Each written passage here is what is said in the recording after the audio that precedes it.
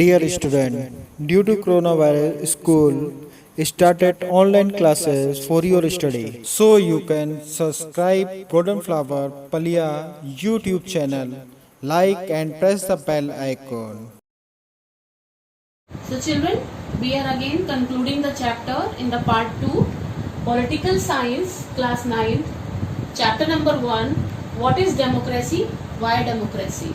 So children, we have discussed non-democratic and democratic form of government, in which we have concluded and we know that democracy is the best form of government, but we cannot say like it is the best one, but it is better one type of government. Democracy, certain things we also have some good aspect and some bad aspect, some lagging behind things we have and also some very few points for the good, also advantages and no disadvantages, like for and against we have some few points. So like democracy also, if we cannot say that it is the best form of government, we have certain points that are against the democracy also, which we have to work on it, and we have to just focus on these points so that it becomes the world best form of government. So children, here are few points. Some features that are against democracy. What are these features? Number 1, leaders keep on changing. So children, we know that in our country there are elections every 5 years. With the period time of 5 years, the government is re-elected through the process of elections. So what happens? The leaders keep on changing and there is no instability, means there is no firmity. Suppose we have A party, A leader we have, and after 5 years we have B, and after 5 years we have C. So these are the different types of leaders that the people are having after the period of 5 years. So the government has no instability, like a work that is begin by the leader A, and he is not able to complete it, or it is not going well. After that, the people are not satisfied and they elected the leader B, and if he does a good work but he is not able to finish that to a longer course, and then C is elected. So there is no uniformity, there is no firmity, no stability in this democratic type of government, because the leaders keeps on changing after the period of 5 years through the process of elections. So this is the major problem. Second problem is that democracy is all about political competition and power play. So children, democracy, we have so many parties registered under to the election commissions, more than 300 parties, and some important parties, you know, that Congress, BJP, these are the major two parties we have in today's scenario. So children, most of the other parties also, for them democracy is not just election or some they are the like representative, they are actually representing their people, but it is mostly like a political competition, and everybody is fighting for the political power. They want to have the power in their hands. That is the motto in their mind. Today's political scene, that is like we have in a democracy, but people are using it as a power play, and they are, when the term competition is there, competition becomes very fierce, and they are engaged into illegal activities, and certain criminals also engage in this political competition, and thus for the power play. So children, this is the second point. Third point, leads to delay. So children, we know that our democratic government we have, and we have three organs, three steps of the government, that is first one, legislative, executive, judiciary, and a different power is divided into different forms of government, from upper to the lower. We have so many forms and steps and procedure to follow, like our Lok Sabha makes one amendment, a bill passes through Lok Sabha, then goes to the Rajya Sabha, and then afterward goes to the president for his approval. So this is a very long procedure of time, and it takes a lot of time for a bill to become a law, or any amendments to happen, to change. So that is why it leads to delay. Delay means whatever work should be done on time, it takes more and more time, and thus the lot of time is wasted and it is not delivered at a proper time. Now, corruption, election, competition. Corruption, electoral competition, wherein there is elections, every party, because they have engaged in so much expenditure, money is involved in these elections, big parties, so they wanted, every party wants to win. So they use the money power, muscle power to win the elections by even any means they can win. So they use money also, they distribute to the people for their votes. Somehow they threaten some people for the votes, for their votes. So somehow they want to win, and this becomes very dangerous for them, and this leads to the corruption. They means this involves foul and fair play. There is no corruption and they are engaged in illegal activities. So lastly, ordinary people do not know what is good for them. And even in India, we have mostly people living in villages, small towns, where these people, mostly women, they are not educated of their rights. What the government has given them, fundamental rights, duties, what the constitution ensures for them, basic facilities for these common men, farmers and women.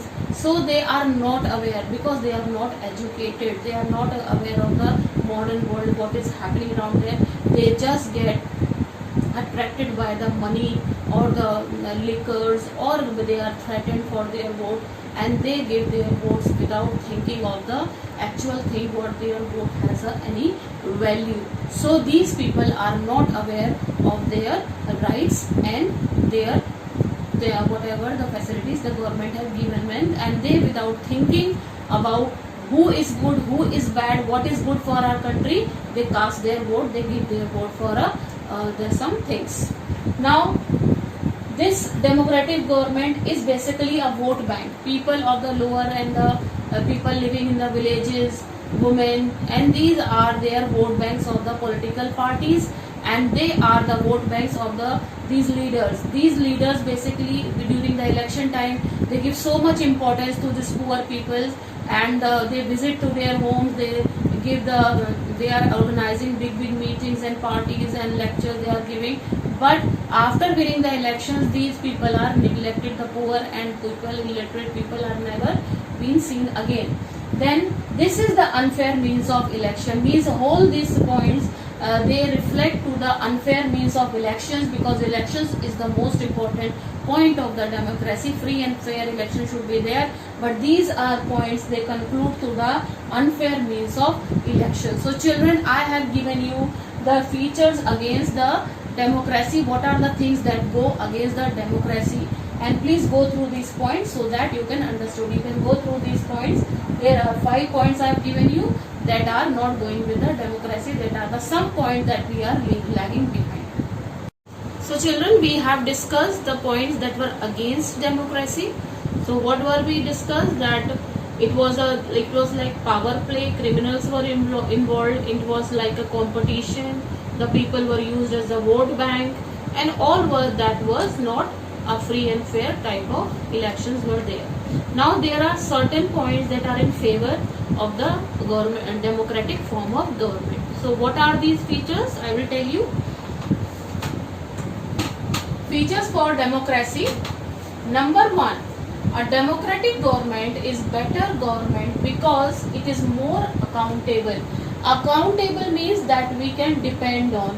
We have a trust on this government, because we know that a democratic government will always be working for the people of the country, for the nation. They will be always loyal to the nation, and they will be doing for the welfare schemes and good for the people. So these type of government we can rely on. It is because it is more accountable, and it will be more working in a smooth way for the welfare of the country, economic welfare or social or political welfare of the country.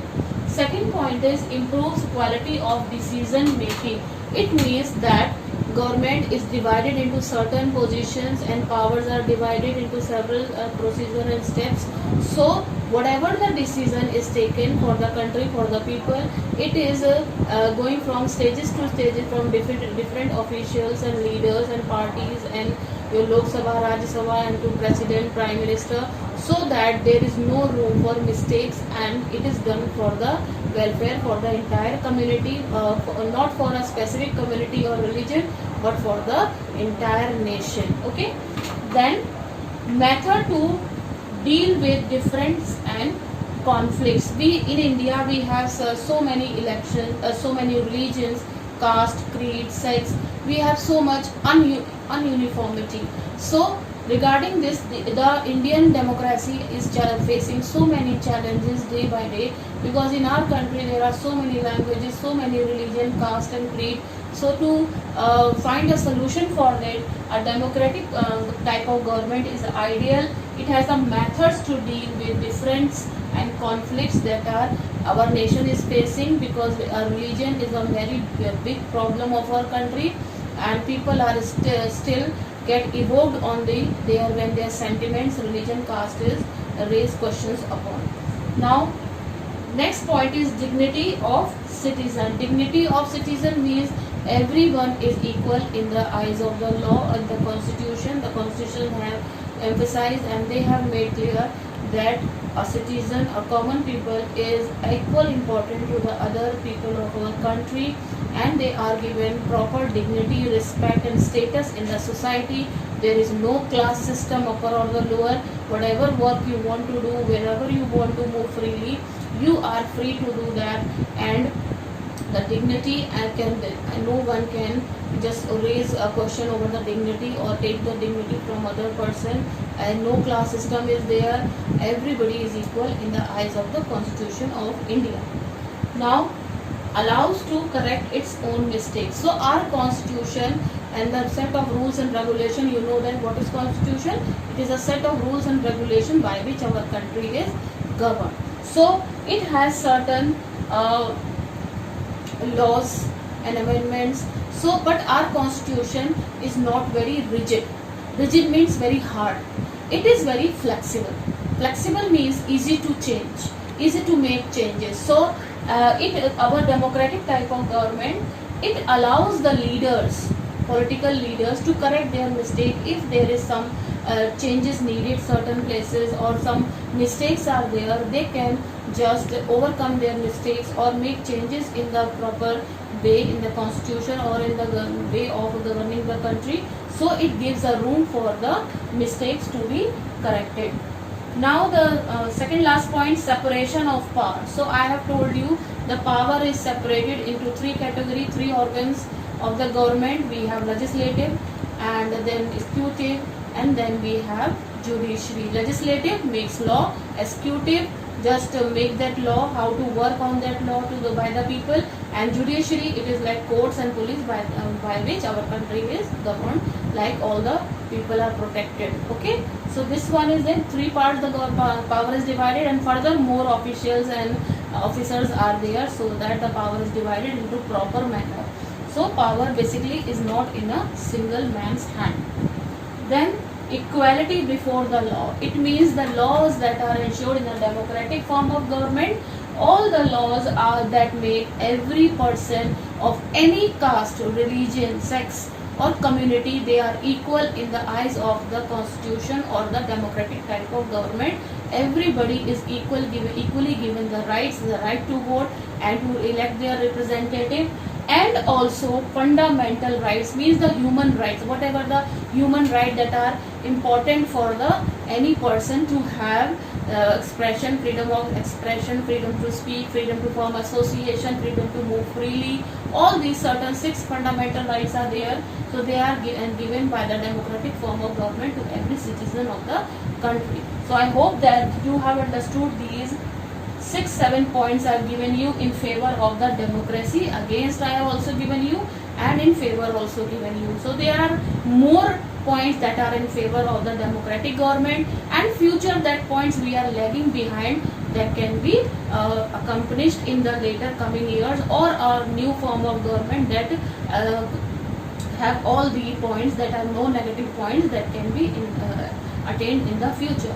So children, the important brief description I have given you in this chapter, that is what is democracy, why democracy, or the political science chapter number 1.